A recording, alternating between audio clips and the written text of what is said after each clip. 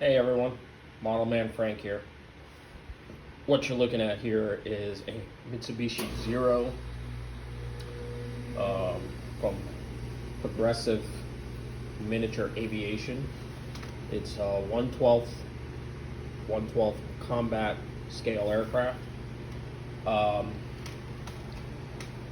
I bet you're asking, Frank, why are you starting another model? Well, I like to build.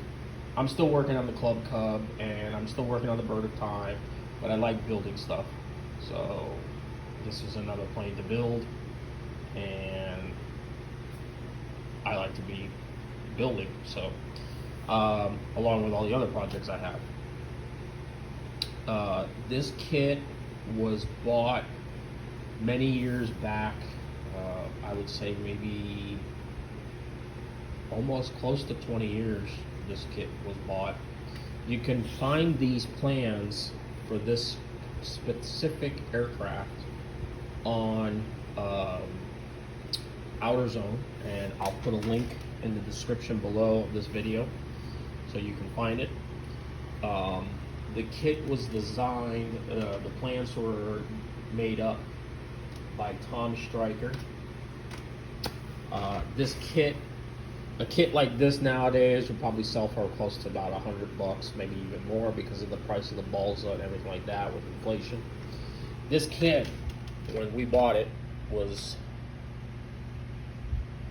$49.95, $50 plus whatever taxes there were. So I started the aircraft. What I started building first were the wings. I like to build the wings first, and then build everything else afterwards. I like to get the wings out of the way, get them shaved down and everything like that.